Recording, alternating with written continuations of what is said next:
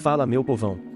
Pro vídeo de hoje, escolhi um personagem da Marvel incrivelmente emblemático, original e querido pelos fãs, e um dos mais interessantes da ficção, então vamos falar dos feitos do Surfista Prateado. Mas antes de qualquer coisa, se inscreve e deixa o like, e agora bora pro que interessa. O personagem nasceu como Norrin-Radd, um alienígena humanoide nativo de Zenn-La, um planeta distante e uma utopia de tão avançada que era a vida e a sociedade, que não enfrentava problemas como fome ou pobreza. Ele cresceu e se tornou um filósofo e cientista promissor do seu povo, e tinha uma vida próspera, mas tudo mudou quando seu planeta foi encontrado pelo Galactus, a entidade cósmica conhecida por devorar mundos para sobreviver.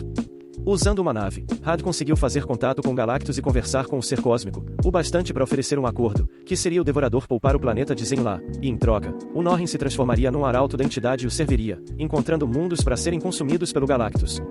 Após ambos aceitarem as condições um do outro, Radd foi transformado no Surfista Prateado, um ser vivo imbuído com uma fração do poder cósmico, a mesma fonte dos poderes do Devorador de planetas. E por vários anos, o surfista serviu bem seu mestre, encontrando vários locais que foram absorvidos, ao mesmo tempo que o Galactus suprimia suas emoções e lembranças para que não o atrapalhassem na sua missão. Porém, quando o Arauto chegou na Terra e passou um tempo por aqui, a natureza humana e a presença de pessoas de boa índole como o Quarteto Fantástico sensibilizaram o surfista, que se voltou contra seu mestre e decidiu ajudar os heróis da Terra a enfrentar o Devorador. Desde então, o personagem se tornou um dedicado defensor da vida em geral, protegendo nosso planeta e outros de ameaças cósmicas, sendo um dos maiores aliados de grandes equipes de heróis.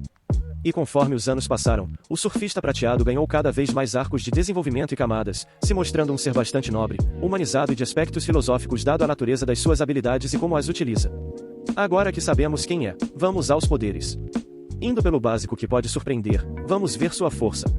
Desde seus primeiros dias o surfista é retratado com um nível colossal de força física. Uma demonstração bem de boa foi quando ele, sem esforço visível, dominou o Rhino só segurando a cabeça do cara, sendo que o vilão já conseguiu machucar o Hulk com seu chifre, e o alienígena não mostrou nenhum medo em peitar o coisa do Quarteto Fantástico, que ficou atordoado com os ataques.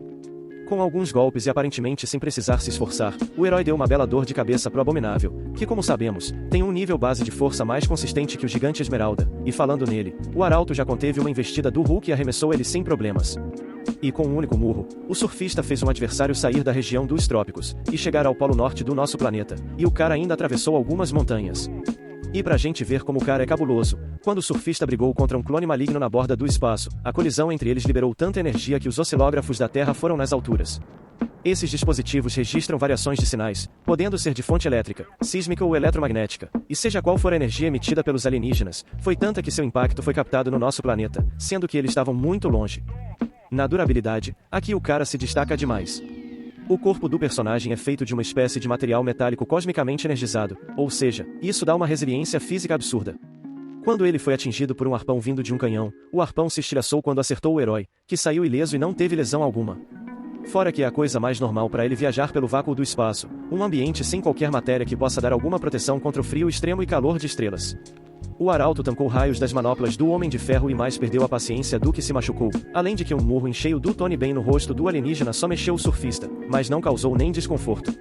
Até quando a mulher Hulk acertou ele, o cara nem se moveu.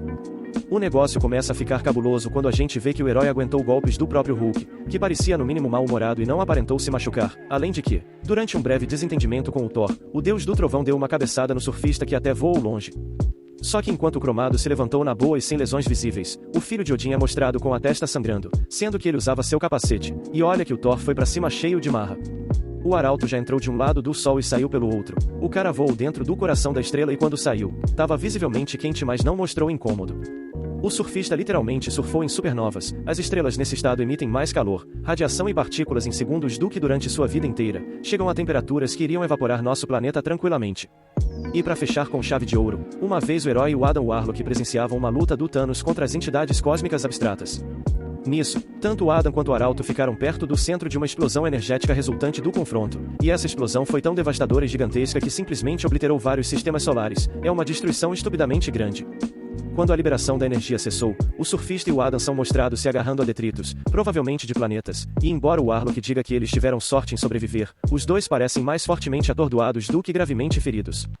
O alienígena é tão intancável que conseguiu resistir e sair por cima quando o Senhor Fantástico usou a Joia da Alma para absorver a alma do Arauto, já atravessou buracos negros tanto com o intuito de viajar, quanto durante lutas, e não aparenta incômodo ao ficar dentro das anomalias. Já que é alimentado pelo próprio poder cósmico, mesmo que possa fazer essas coisas, ele não precisa comer, beber ou dormir para sobreviver, e quase nunca chega a se sentir cansado. Nem mesmo o toque de absorção de poderes da vampira teve algum efeito no herói. Na verdade, sua fisiologia teve uma reação energética adversa aos poderes da mutante. Na resistência mental, o Arauto tem uma grande força de vontade, conseguindo escapar de uma prisão mental criada pela Inteligência Suprema, a entidade artificial que governa os Kree, e resistiu brevemente contra o Thanos tentando ler suas memórias usando a joia da mente, só que eventualmente o Titã entrou na cabeça dele, afinal é o Thanos.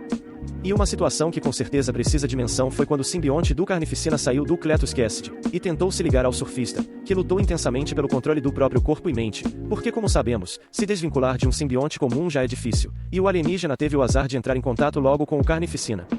Depois de uma árdua batalha interna e de levar alguns golpes do Homem-Aranha, que tiveram quase nenhum efeito, a simbiose se desvinculou mentalmente do ser cósmico, e como nem o Aranha nem o Arauto tinham coragem de deixar o Cassidy ir de base pela dependência com o Alien, os heróis uniram o Carnificina com seu hospedeiro de novo.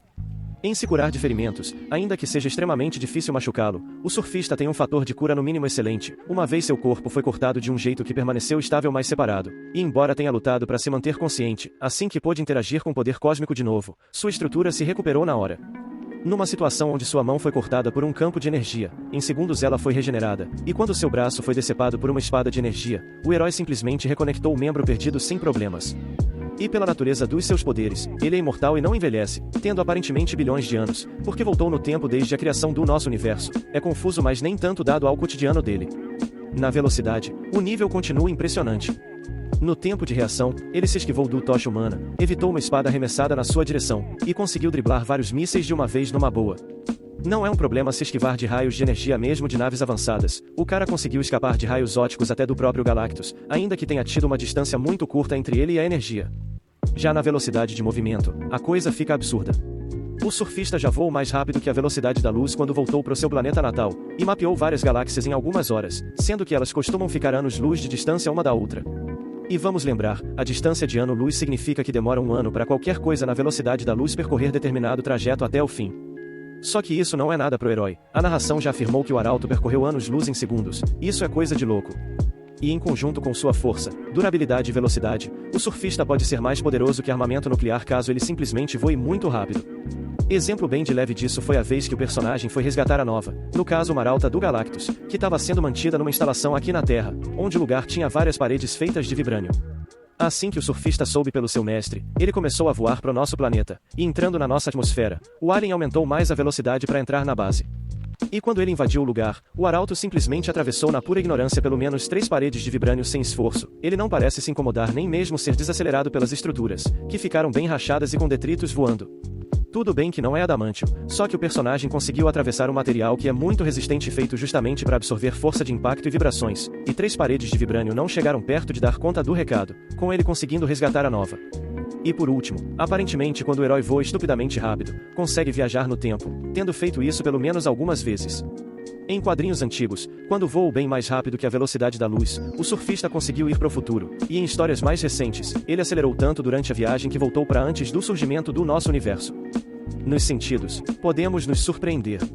O alienígena tem uma percepção sensorial baseada em energia cósmica, então seus sentidos operam numa escala imensa. Só na visão, ele pode ajustar seus olhos conforme a luminosidade do ambiente, e afirma enxergar em nível microscópico, eletromagnético, espectral e subatômico, e ainda detecta portais dimensionais. Na audição, o Arauto diz saber distinguir os Skrulls de outros seres pelos batimentos cardíacos, e também fala que consegue escutar as batidas de um coração a 1 ano-luz de distância. Fora que ele possui a chamada consciência cósmica, que é a capacidade de simplesmente ter ciência de coisas variadas e absurdas, tipo ter rastreado o Mephisto até o reino dele, e dizer que sentiria uma partícula de poeira através do universo. O cara ainda disse saber praticamente tudo a respeito da cultura do nosso planeta só sentindo transmissões eletrônicas, citando a história de filmes, cantores e todo o resto que ocorre aqui. Isso também permite distinguir ilusões, aparentemente independentes dos meios, já que essa percepção cobre vários aspectos físicos. Até a noção de tempo dele é mais ampla, dizendo que pode ver o passado, presente e futuro ao mesmo tempo. Por hoje vou parar por aqui, porque como o personagem é antigo e extremamente poderoso, ele fez mais coisas que outros heróis, agora aguardem a parte 2. Muito obrigado por verem até aqui, antes de ir, se inscreve e deixa o like, e até a próxima, valeu e falou!